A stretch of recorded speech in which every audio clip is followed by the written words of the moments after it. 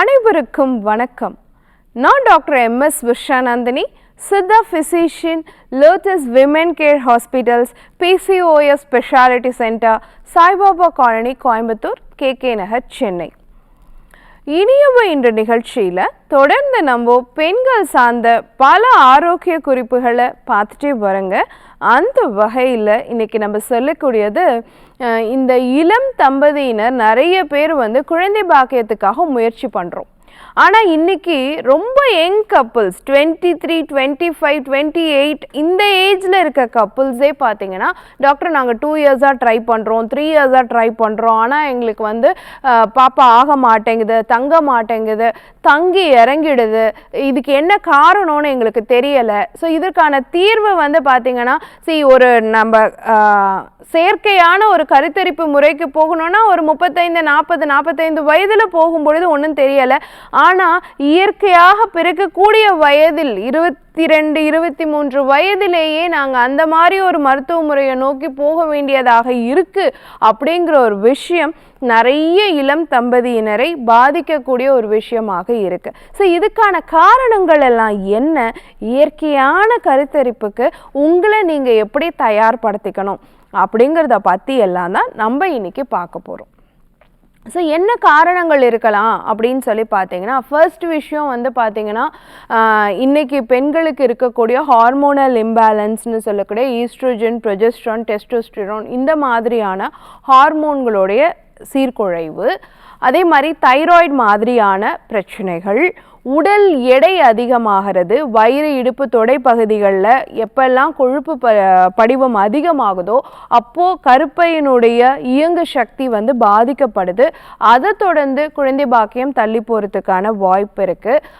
இன்னொரு விஷயம், இன்றைக்கி இளம் தம்பதியினர் சந்திக்கக்கூடிய ஒரு விஷயம், நிறைய பெண் குழந்தைங்க பீரியட்ஸ் இர்ரெகுலராக இருக்கும் பொழுது தேவையில்லாத மருந்து மாத்திரைகள், ஹார்மோன் மாத்திரைகள் இந்த மாதிரியெல்லாம் அதிகமாக எடுத்துக்கும் பொழுது ஏதாவது சில பேருக்கு மட்டுமே அது கருக்குழாய் அடைப்பாகவும் மாறுறதுக்கான வாய்ப்பு இருக்கு அப்படிங்கறத நம்ம தெரிஞ்சுக்கணும். அப்போ கருக்குழாய் அடைப்பும் இன்னைக்கு குழந்தை பாக்கியம் தள்ளி போகுது, இயற்கையான கருத்தரிப்புக்கு தங்களை உட்படுத்திக்க முடியலைங்கிறது நிறைய பேருக்கு இருக்கக்கூடிய ஒரு காரணமாக இருக்கு.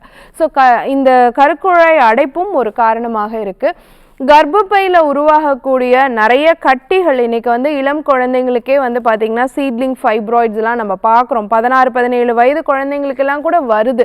ஏன்னா அந்த அளவுக்கு அவங்க உணவில் நிறைய சிக்கன் சாப்பிட்றது, நிறைய பார்த்தீங்கன்னா ஜங்க் ஃபுட்ஸ் அதிகமாக எடுத்துக்கிறது, மாவு பொருள் அதிகமாக சாப்பிட்றது, எண்ணெயில் பொரித்த உணவுகள் அதிகமாக சாப்பிட்றது, இது எல்லாமே கருப்பை கட்டிகளை உருவாக்கும் அப்படிங்கிறதே நமக்கு தெரிய மாட்டேங்குது. அன்னைக்கெல்லாம் நமக்கு அது கிடைக்கல, அதை வாங்கி கொடுக்கறதுக்கு நம்ம பெற்றோர்களுக்கு கஷ்டமாக இருந்தது, வசதி குறைவாக இருந்தது.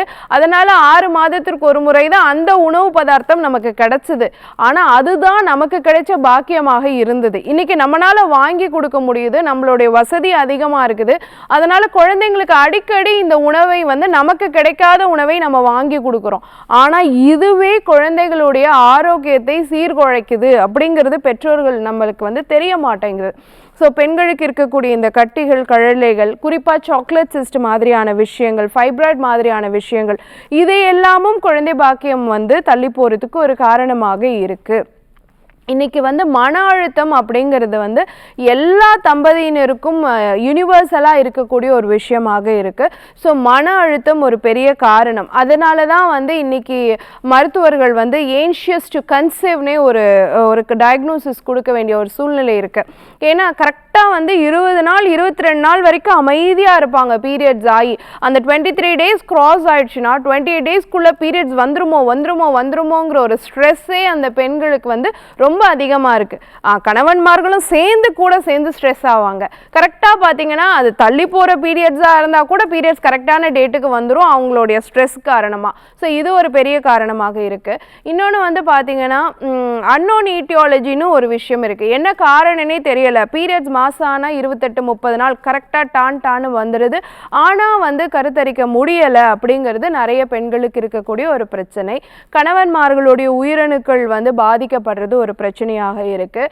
சர்க்கரை நோய், இரத்த அழுத்தம் இதெல்லாமும் கூட ஒரு பிரச்சனையாக இருக்குது. இது எல்லாத்துக்கும் முத்தாய்ப்பாக இருக்கக்கூடியது இன்னைக்கு இளம் பெண்களுக்கே வந்து பார்த்திங்கன்னா இந்த ஏஎம்ஹெச்னு சொல்லக்கூடிய எக் ரிசர்வ் குறைவாக இருக்குது. ஸோ கருமுட்டையினுடைய அந்த வங்கியில் வந்து கருமுட்டைகள் குறைவாக இருக்குது இளம் பெண்களுக்கு அப்படிங்கிறதுலாம் நம்ம பெரிய விஷயமாக கவனிக்க வேண்டிய ஒரு விஷயமா இருக்குது. சரியான நேரத்தில் அந்த முட்டைகளும் வெளிப்பட மாட்டேங்குது, ஓவிலேஷன் கரெக்டாக நடக்க மாட்டேங்குது, இதுவும் ஒரு பிரச்சனையாக இருக்குது. நோய் எதிர்ப்பு சக்தி குறைபாடு, இம்யூனிட்டி ஒரு பிரச்சனையாக இருக்குது. நோய் தொற்று கிருமிகள், குறிப்பாக டிபி மாதிரியான விஷயங்கள், சில பாக்டீரியா தொற்றுக்கள் எல்லாமே கூட கருத்தரிப்பு வந்து தள்ளி போகிறதுக்கான விஷயங்களை உருவாக்கி கொடுக்கக்கூடியதாக இருக்குது. ஸோ இத்தனை காரணங்கள், உடல் எடை முதற்கொண்டு பெண்களுக்கு இருக்கிறது. ஸோ இத்தனை விஷயங்களுமே வந்து நம்ம கூட இளம் பெண்களுக்கு இன்னைக்கு கருத்தரிப்பு உடனடியாக நடக்காமல் இருக்கிறது. ஸோ குழந்தை பாக்கியம்ங்கிறது உடனடியாக கிடைக்கக்கூடிய ஒரு விஷயமா இருந்தது அந்த காலத்தில். ஆனால் இன்றைக்கி திருமணமாகி 3-4 வருடம் ஆயும் ஏன் கிடைக்கலன்னா இத்தனை காரணங்கள் இருக்குது. பிறவி குறைபாடுன்னு ஒன்று இருக்குது. அது வந்து பார்த்திங்கன்னா கர்ப்பப்பை பிறவியிலேயே பிளவுபட்டிருக்கு, பைகான்வேட்டிட்ரஸ்னு சொல்லுவோம். ஸோ இந்த மாதிரியான விஷயங்களுக்கு அறுவை சிகிச்சை முறைகள் தான் தீர்வு அப்படிங்கும்பொழுது அதை நோக்கி போகணும். அதை தவிர்த்து மேலே சொன்ன அத்தனை காரணங்களுமே பார்த்திங்க அப்படின்னு சொன்னால் ஒவ்வொன்றும் சரி செய்யக்கூடிய ஒரு விஷயமாகத்தான் இருக்குது. எப்படி சரி செஞ்சுக்கிறது? ஒரு இயற்கையான தீர்வு என்ன அப்படின்னு பார்த்தீங்கன்னா இந்த பிரச்சனை உடல் எடை அதிகமாக இருந்தாலும் சரி, ஹார்மோனல் இம்பேலன்ஸ் ஆக இருந்தாலும் சரி, இல்லை கருக்குழாய் அடைப்பாக இருந்தாலும் சரி, கர்ப்பப்பையில் கட்டிகள் இருந்தாலும் சரி, என்ன பண்ணலாம் அப்படின்னு சொல்லி கேட்டிங்கன்னா இந்த கோடை காலத்தில் நமக்கு கிடைக்கக்கூடிய ஒரு அருமருந்தாக இருக்கக்கூடியது வேப்பம்பூ. அந்த காலத்தில் இதில் ரசம் வச்சு சாப்பிட்ருக்கோம், புளிக்குழம்பு வச்சு சாப்பிட்ருக்கோம், துவையல் அரைச்சி சாப்பிட்ருக்கோம். ஆனால் இந்த வேப்பம்பூ அவ்வளவும் மருந்தான ஒரு விஷயம். ஸோ அத்தனை மருத்துவ குணங்கள் நிறைந்தது. ஒரு 50 கிராம் அளவு வேப்பம் பூ வாங்கிட்டு வந்து நல்லா சுத்தம் பண்ணி அதை பொடி பண்ணி வச்சுக்கோங்க. அது கூட 10 கிராம் மிளகு சேர்த்து வறுத்து பொடி பண்ணி வச்சுக்கோங்க. இது ரெண்டையும் ஒன்றாக சேர்த்துட்டு பீரியட்ஸ் ஆன முதல் நாளில் இருந்து 7 நாள் வரைக்கும் ஒரு ஸ்பூன் அளவு எடுத்து தேனில் குழைச்சி காலையில் வெறும் வயிற்றில் எடுத்துக்கிட்டே வாங்க.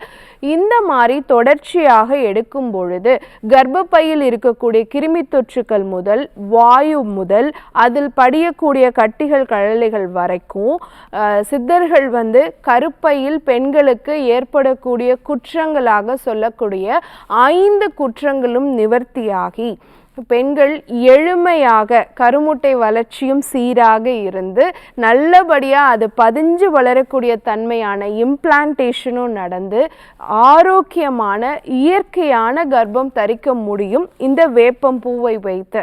ஸோ நம்மளுக்கு வந்து 1000 மருந்துகள் இருந்தாலும் நம்ம சித்தர்கள் சொல்லக்கூடிய இயற்கையான மருத்துவ முறையில் சொல்லப்படக்கூடிய இந்த வேப்பம் பூ பெண்களுக்கு அழகாக குழந்தை பாக்கியத்தை வாரி வழங்கக்கூடிய ஒரு அற்புதமான மூலிகையாக இருக்குது. தொடர்ச்சியாக பயன்படுத்துங்க. ஒவ்வொரு மாதமும் பயன்படுத்தும் பொழுது குறிப்பாக ஒரு 2-3 மாதத்தில் உங்களால் வித்தியாசத்தை பார்க்க முடியும். இதே மாதிரி இன்னொரு ஆரோக்கிய குறிப்போடு நான் உங்களை சந்திக்கிறேன். இயற்கையோடு இணைவோம், ஆரோக்கியமாக இருப்போம், ஆனந்தமாக வாழ்வோம். நன்றி, வணக்கம்.